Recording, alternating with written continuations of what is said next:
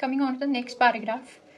Let's solve this question. The first trick is to read the instruction and highlight it. So when I'm reading my instruction, I found that we have to choose no more than 3 words from the passage for each answer. So here I cannot use numbers, only words are to be used, and that is also 3. Then what does my passage say? Okay, then I'll read the questions, and then I'll underline the keywords. Okay, we can infer from the passage that sun point activity releases what? So we can infer from the passage something that you can understand from the passage, that sunspot activity, some activity that is done at the sunspot releases. So it releases something, and what is that? Another question is, what was investigated using a variety of methods? So what was, वो क्या चीज़ थी? What is that was investigated using a variety of methods. Now understand this, that there is S is written.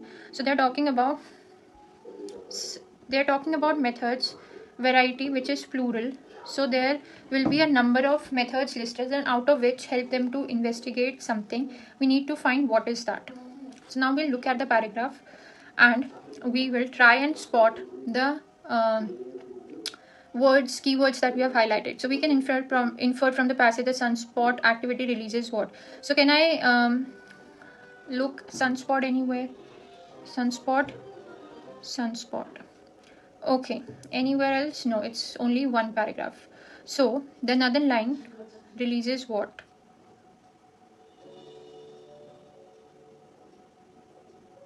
So we look at the answer itself.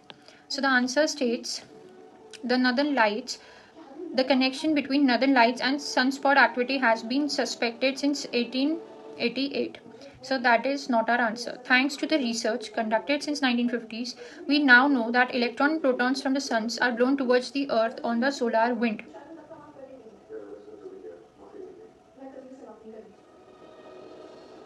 So from the passage we can infer. So let's read the whole passage. 1957 to 1958 was International Geophysical Year, and the atmosphere was studied extensively with balloons, radar, rockets and satellites. Rocket research is still conducted by scientists at Poker Flats, a facility under the direction of University of Alaska at Fairbanks.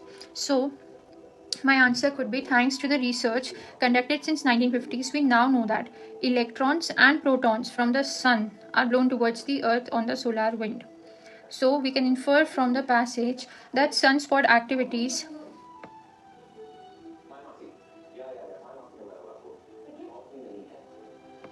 electrons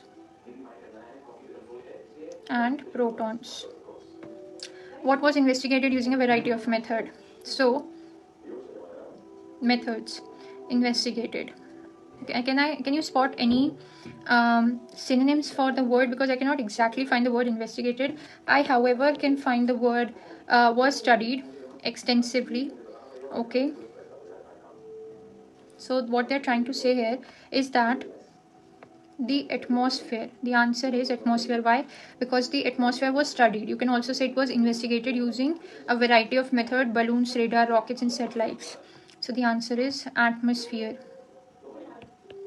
So now when you have looked at these examples, one thing that you can understand is that one thing I wanted to actually write this tip at the very first line, but what I can say here is that the instruction tip on how to answer short answer type questions is, first is to read the instructions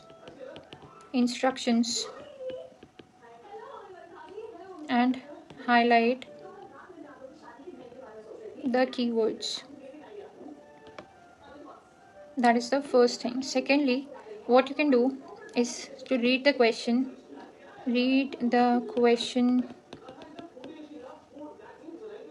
carefully and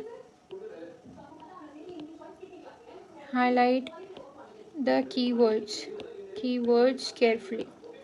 Then next is to skim and scan the passage for keywords. Okay. So that keywords actually could be your proper nouns. It could be numbers. So then you have to try and predict the answers. Guess the answer, skim and scan the text for keywords in the passage, and lastly write the answer. So this is the workflow which I could have written in the first go, but you need to understand why this flow is important, because if you don't read the instruction carefully and highlight the instructions, then you are going to miss the points as you would have not written in the exact proper manner they would have asked you of.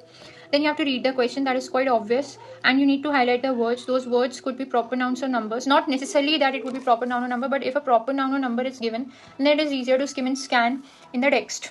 You try and predict the answer. That way you know what possible answer could be there, and it avoids confusion. Skim and scan the text for keywords and write the answer. So this is the flow by which you have to answer the questions. If you want to solve more questions, please comment in the comment section, and I'll give you real-time Ielts questions to solve, and you will also get the answers related to it. Thank you. Like, share and subscribe for more videos, and turn on the post notification bell for more videos.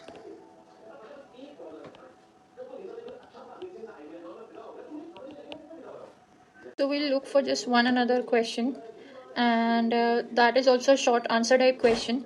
Now the thing is that whenever you look at a paragraph this big, especially this is the paragraph title, which is the history of tortoise, and there are basically 1 2 3 4. Okay, I'm making dots. Okay, so there are basically 1 2 3 4 5 6 7, almost 6 to 7 paras, and it's actually quite a big passage. So one might think, oh my god, now how will I solve this question? And that is, anyone would speak such thing, but it's okay, because we have understood the trick. The first trick is basically to read the instructions and highlight the keywords. Keywords meaning whatever the passage is stating about. Then we'll read the question carefully and highlight the keywords, which could be proper noun, number, that are easy to spot. Then we'll predict the answer. When predicting the answer, it helps us to guess the answer correctly. We'll skim and scan the text for keywords and write the correct answers. Now, what will happen if it hasn't been, if we haven't learned this trick? What would have happened is we would have panicked in the exam, and we could have given wrong answers. Now we'll read the instruction. We are said to choose no more than 2 words from the passage. So our word limit is clear now, that we can answer in only 2 words. We will look at the questions individually and highlight the keywords. So the question says, what had to transfer from sea to land before any animals could migrate? What had to? Now had to is a grammar tip they are giving to you. What had to? So obviously they're talking about past tense. Transfer from sea to land before any animal could migrate. So animals, migrate, land, sea, transfer are my keywords. Next question says, which two? Now it's a good thing that they have highlighted 2 processes, so maybe this can be written as methods in the answer. Which 2 processes are mentioned as those in which animals had to make big changes as they move on to land? Are mentioned as those in which animals had to make big changes as they moved on to land. So they're talking about 2 processes. So there will be a process A and a process B, which actually help the animals to move on to the land. And here if we try to predict the answer 27, they're talking about some kind of animal name. Now if the para is about tortoise, then the answer would remotely be related to tortoise only. Which physical features possessed by their ancestor do whale lack? Which? Now किस तरह का physical feature is a major keyword. Possessed, owned by the ancestor. Do whales lack? So they are talking about what kind of physical feature did the whale had, ancestors of whale had, but now they lack. So there could be any type of feature, fins, gills, etc. I'm giving you an example, I could be technically wrong. Which animals might Ichthyosaurus have resembled? So this is a proper noun. Ichthyosaurus is the name of a type of animal. Have resembled.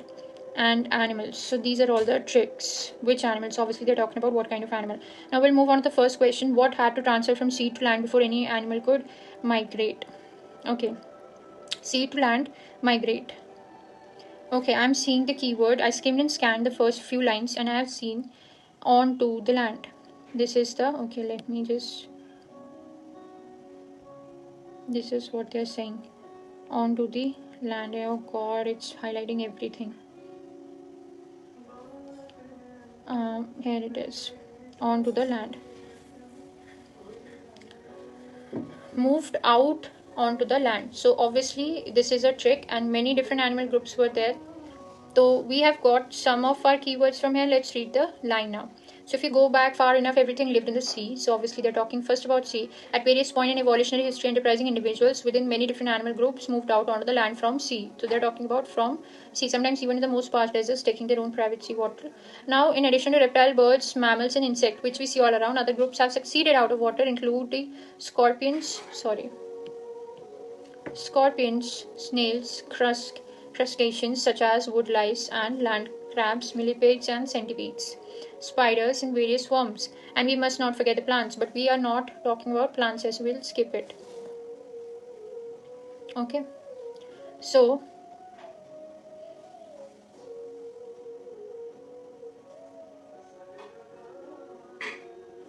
the question was like, what had to transfer from sea to land? Konsa animal, what was the question? What had to transfer from sea to land before any animals could migrate? So before anyone could migrate, now many could, but before anyone could migrate, what had to transfer from sea to land?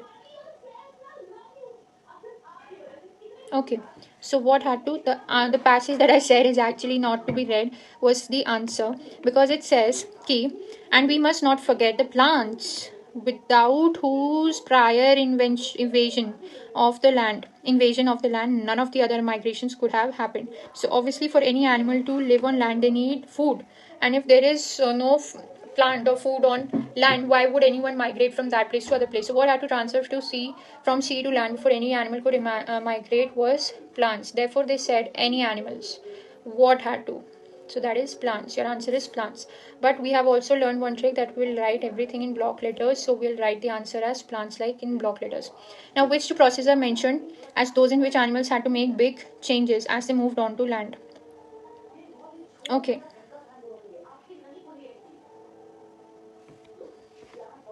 So I have to look for any two processes or methods that are mentioned as those in which animals had to make big changes as they moved on to land. Okay.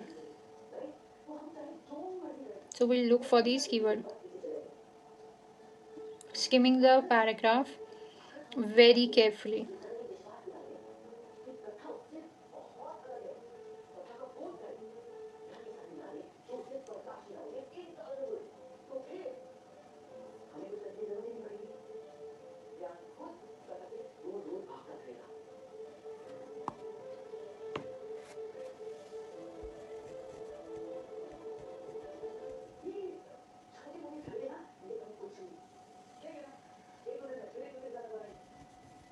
Moving from water to land involved a major redesign of every aspect of land.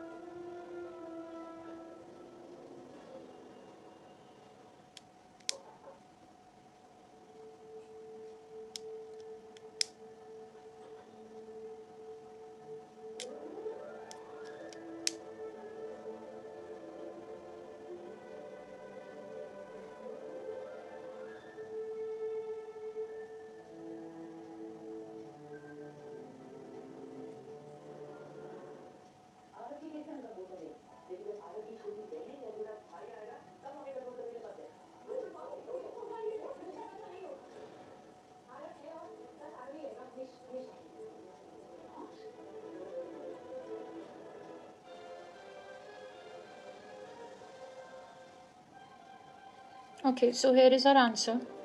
moving from water to land involved a major redesign of every aspect of life, including breathing and reproduction. So our answer is breathing. Let me write this in capital: breathing. And so I'm not going to write and like this, comma, reproduction. Reproduction. So the two processes mentioned which animals had to make big changes as they moved on to land were breathing and reproduction, obviously. Which physical feature possessed by their ancestor do whales lack? So can I spot the word whales anywhere? Yes, I can. I am seeing whales. Whales, including the small whales we call dolphins, and with a close cousin, the manatees, ceased to the land creatures altogether and reverted to full marine habits of their remote ancestor. So I'm also spotting the word ancestor here. They don't even come to a shore to breed. They do, however, still breathe there and having never developed anything equivalent to gills of their earlier marine incarnations. So they do not have the gills. Having never developed anything equivalent to the gills of their earlier marine incarnation. So the answer here is gills. Which animals might ichthyosaurs have resembled? Am I spotting a word? Is okay, I'm spotting it here. Ichthyosaurs have a reptilian contemporaries of the dinosaur. What are the questions saying? Which animal might ichthyosaur have resembled? With fins and streamlined body. The fossil look like dolphins, and they surely live like dolphins in the water. With turtles, it's a little less obvious. One way to tell is measuring the bones of the forelimbs. So the answer is dolphins, because look and resembled is the same word. So it is, the answer is dolphins.